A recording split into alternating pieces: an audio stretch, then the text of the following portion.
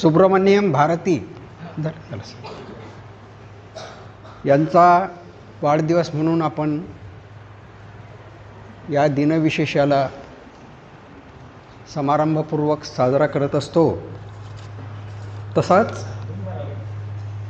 आज ज्ञानेश्वर माऊली यांचा समाधी सोहळा दिनसुद्धा आहे।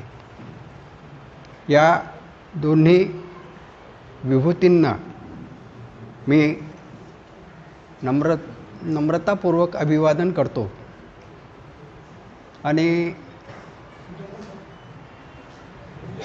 थोडक्यात मला बोलायचं आहे तर त्यास सुरुवात करतो। आजच्या कार्यक्रमाचे अध्यक्ष आमच्या विदर्भ साहित्य संघाचे शाखाध्यक्ष आणि या महाविद्यालयाचे मुख्य आयोजक प्रयोजक प्राध्यापक हरिभाऊ क्षीरसागर सर, शासनाच्या वतीनं ह्या कार्यक्रमास उपस्थित असणारे निवासी जिल्हाधिकारी श्री घुगे साहेब, या महाविद्यालयाच्या दोन्ही प्राचार्य दुधे सर, सर्व स्टाफ आणि विद्यार्थी मित्रांनो, ज्या मराठीबद्दल आपल्याला अभिमान आहे त्या मराठीबद्दल मी थोडीशी मागची माहिती किंवा सध्याची अद्ययावत असणारी अशी माहिती सांगतो। थोडंसं बोलण्याच्या वेळेची मर्यादा आहे, ती लक्षात घेऊन। शासनाचा पत्रक या संबंधीचं मी वाचलं।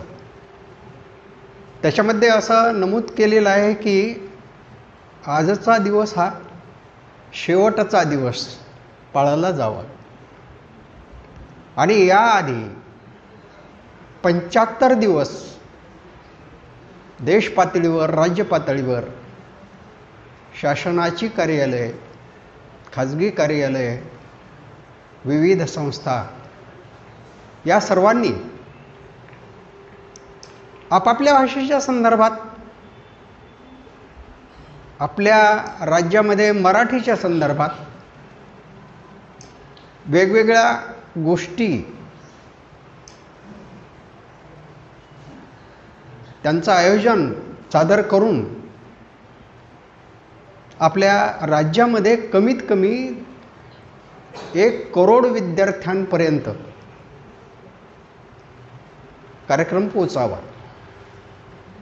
आपण सगळेजण त्यात सहभागी होत आहोत, ही आनंदाची गोष्ट आहे।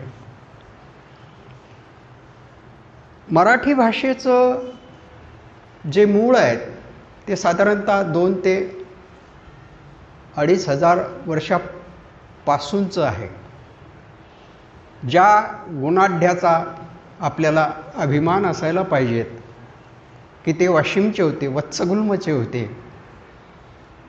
त्यांचा बृहत्कथा या नावाचा जो ग्रंथ आहे त्या ग्रंथात प्राकृत मराठीमध्ये काही शब्द आलेले आहेत। आता इथे प्राकृत शब्द आलेला आहे। प्राकृत ही त्या काळातली एक बोली होती आणि तिच्या अंतर्गत मराठीसह अनेक बोली समाविष्ट केल्या जात होत्या। त्यावेळी महाराष्ट्री बोली असं मराठीला म्हटलं जात होतं। महाराष्ट्रीचा अपभ्रंश होत मराठी झालेला आहे। महाराष्ट्री, मराहट्टी, मरहट्टी आणि मराठी असा हा भाषिक विकास होत गेलेली ही जी भाषा आहे ही जगात जाणणारे आणि बोलणारे अशा 10 कोटी लोकांपर्यंत पोहोचलेली आहे. आपल्याला नवल वाटेल, पण खरं आहे ते.